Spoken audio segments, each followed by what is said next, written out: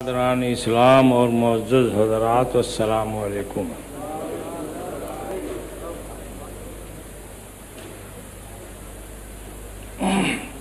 وقت نہیں ہے مگر مجھے یہ خوشی ہے کہ دعا ہو چکی، تعارف ہو چکا، سب پر سیر حاصل بحث ہو چکی۔ اب میں اس آخر وقت میں، اب میرا بھی آخر وقت ہے، آپ سے کیا عرض کروں، آئیے تھوڑی دیر اپنے رسول کی تعریف کریں۔ اللہم صلی علی سیدنا و نبینا مولانا محمد وبارک وسلم۔ دنیا میں جتنے لوگ آسمانی کتاب کے ماننے والے ہیں، سب یہ کہتے ہیں کہ اللہ پاک نے انسانوں کی ہدایت کے لیے رہنما، رہبر، ریفارمر اور رسول و پیغمبر بھیجے۔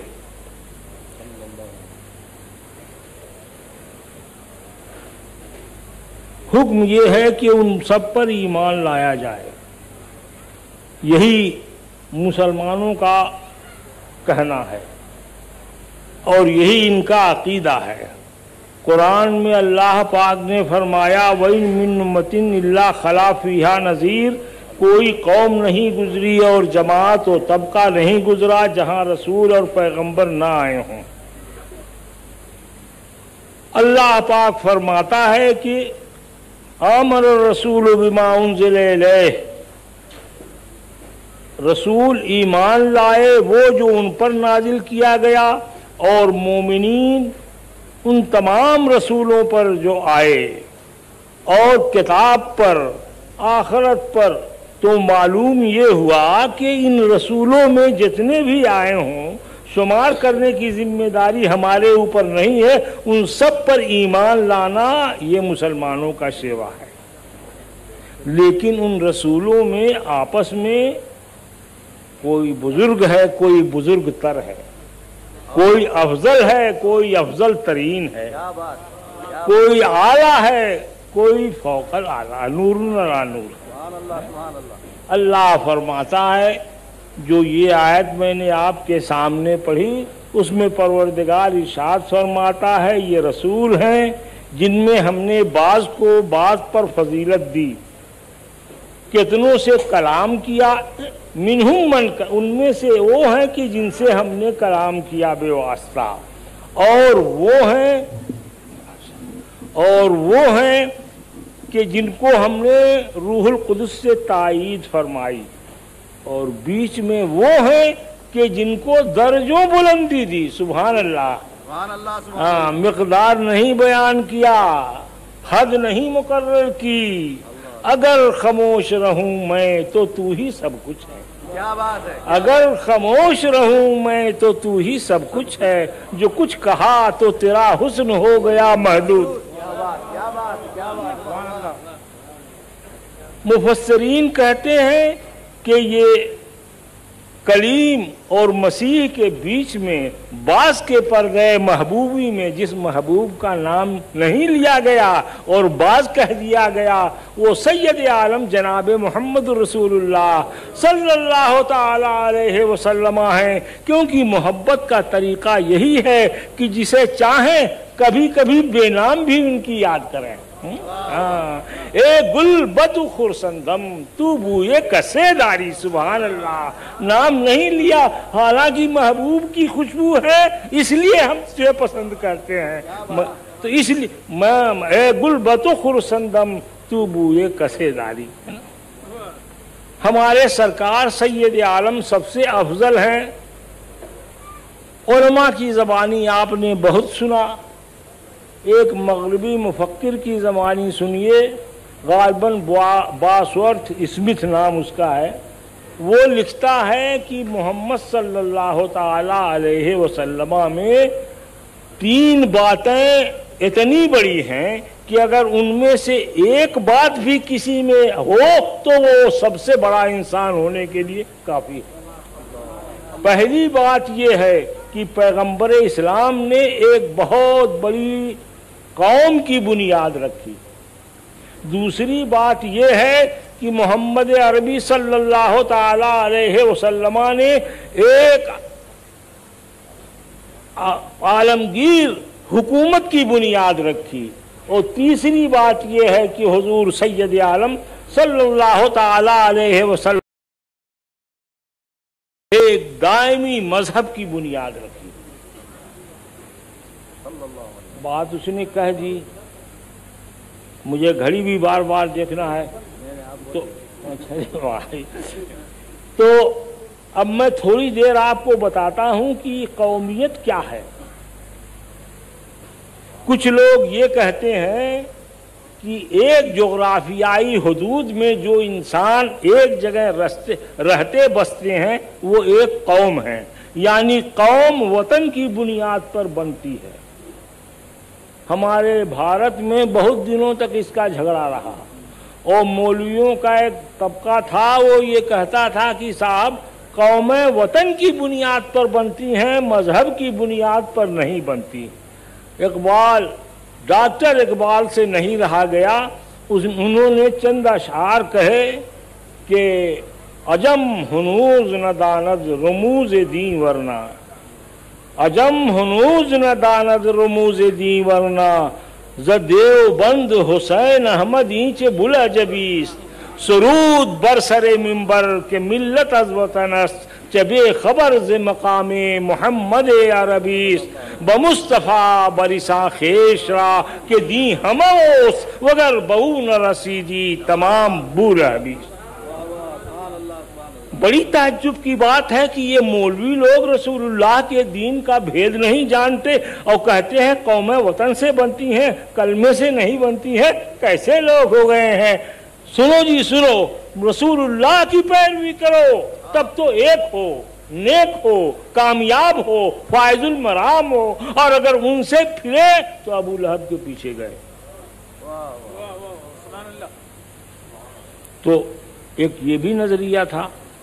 دوسرا نظریہ یہ ہے کہ قوم نسل اور خاندان کی بنیاد پر ترتیب پاتی ہے، جیسے جرمنی قوم ہے، جیسے رومی قوم ہے، جیسے ہندوستان میں بھی بہت ساری قومیں ہیں، تو وہ خاندان کی بنیاد پر، آباء و اجداد کی بنیاد پر قومیں بنتی ہیں۔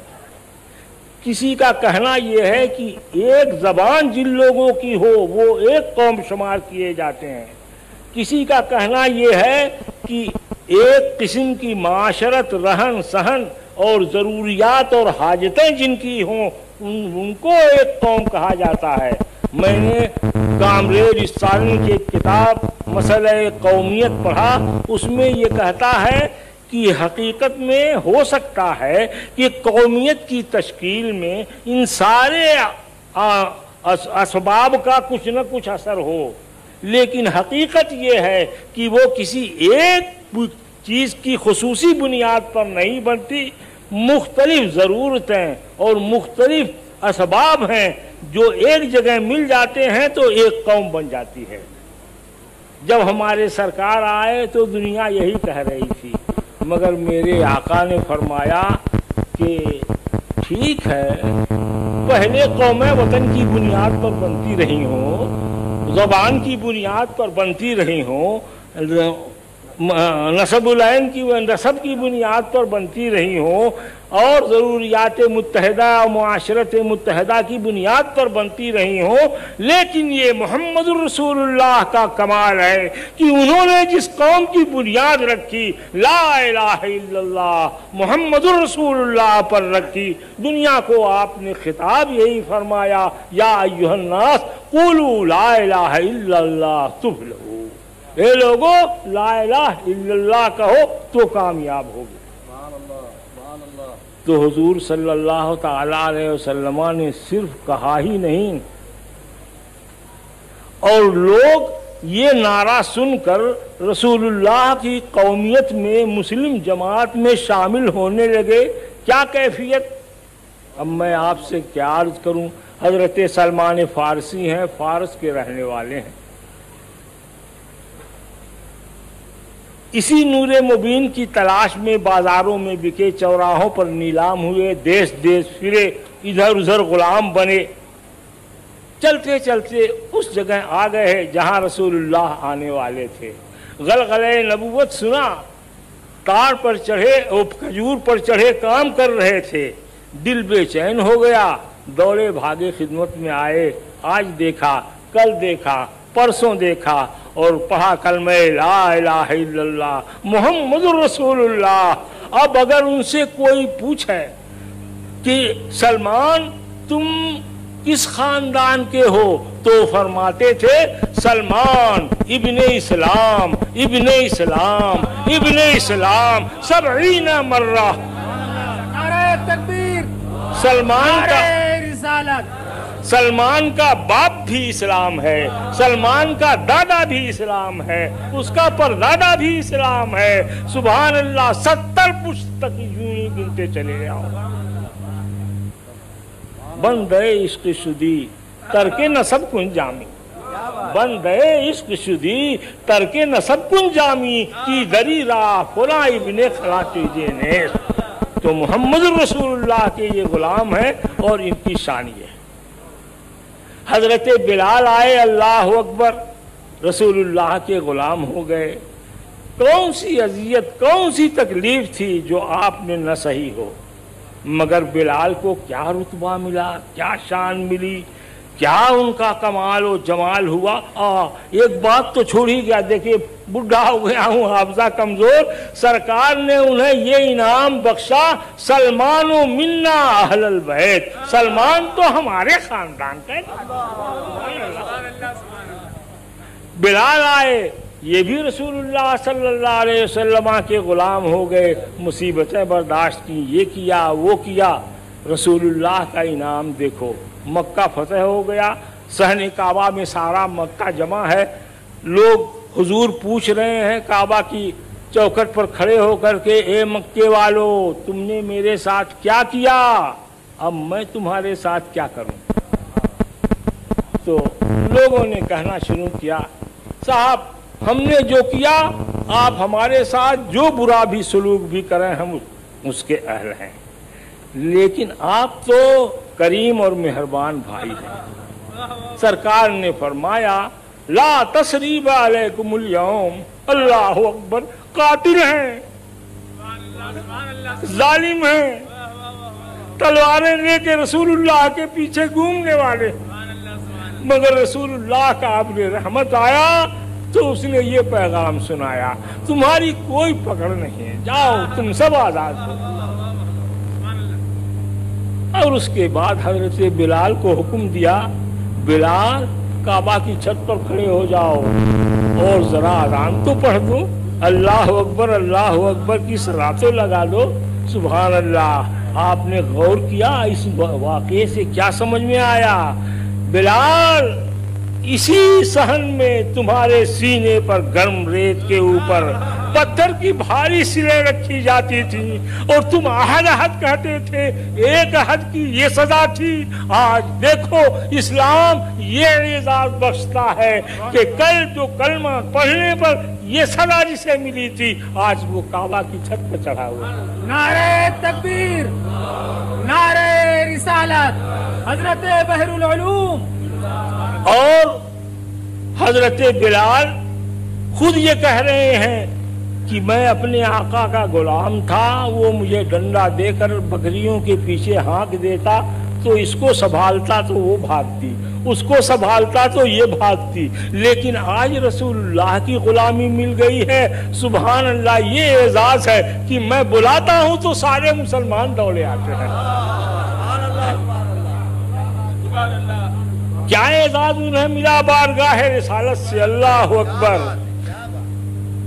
एक बादशाह मुसलमान हुआ, मदीने के बाजार में घूमने के लिए आया, हजरत अबू बकर भी साथ थे। तो आप जाने बादशाहों का तो सारा ताना बाना बनावटी होता है, मांगे तांगे का होता है, चलेंगे तो अकड़ेंगे, बात करेंगे तो गर्दन टेढ़ी करेंगे, ताकेंगे किसी तरफ तो घुराएंगे, इसी से उनकी सारी बात होती है। ऐसे ही वो बेचारा बादशाह चल रहा था बाजार में, हजरत बिलाल की नजर पड़ी, दौड़े भागे आए, उन्होंने कहा, मियाँ फलां آپ مسلمان ہو گئے ہیں، یہ مسلمانوں کی چال نہیں ہے۔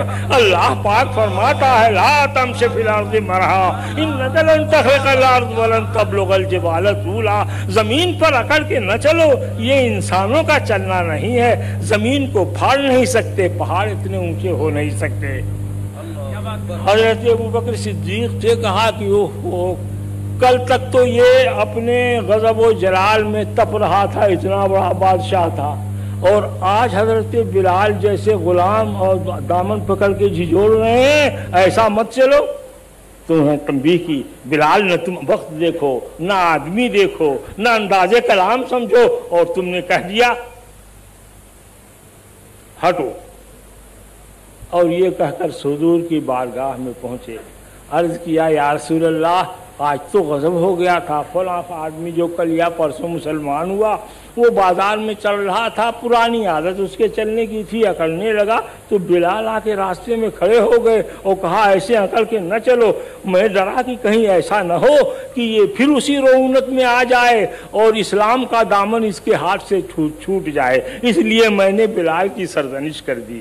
سرکار نے فرمایا ابو بکر تم کو یہ ڈر ہے کہ کچھ بادشاہ کا کہ دامن سے ہاتھ سے اسلام کا دامن نہ چھوٹ جائے، اور میں اس لیے رنجیدہ ہو رہا ہوں کہ تمہاری باتوں سے کہیں میرے بلال کا دل نہ ٹوٹا ہو۔ جاؤ جاؤ بلال سے معافی مانگو۔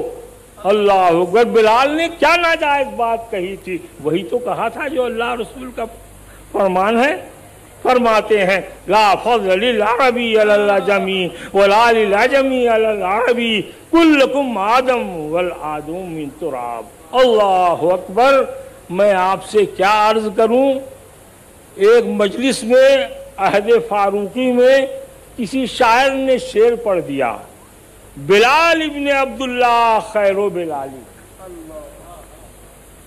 حضرت عمر برداشت نہ کر سکے رضی اللہ تعالیٰ عنہ، فرماتے لا لا بل بلال و رسول اللہ خیر و بلالی۔ سبحان اللہ سبحان اللہ سبحان اللہ۔ تو یہ عزت اور یہ شان حضرت بلال کو جو غلام تھے جنہیں مکے کی گلیوں میں کھینچا جاتا تھا، اسلام نے عطا کیا۔ اس طرح رسول اللہ نے عمل کر کے بتایا کہ اسلام رنگ و نسل کا قائل نہیں ہے، قوم و خاندان اور جماعت کا قائل نہیں ہے، طبقات کا قائل نہیں ہے۔ اسلام میں تو انما جعلناکم شعوبا وقبائل لتعارفوا ان اکرمکم عند اللہ اتقاکم۔ میرے بھائیوں، بلال کے ساتھ یہ سلوک ہوا تو اسلامی شاعروں کو تخیل ملا، بدر اچھا ہے فلک پر نہ ہلال اچھا ہے، بدر اچھا ہے فلک پر نہ ہلال اچھا ہے، چشمے بینا ہو تو دونوں سے بلال اچھا ہے۔ اللہم صلی علی سیدنا و نبینا مولانا محمد مبارک وسلم۔ تو بات تو بہت لمبی ہے صاحب، کئی رات میں ختم نہیں ہو سکتی ہے، اور مجھے حکم جو ہوا تھا کہ تبرک کر دیجیے تو تبرک میں نے بانٹ دیا۔ وآخر دعوانا نعرہ تکبیر، نعرہ رسالت، حضرت بحر العلوم، علماء اہل سنت۔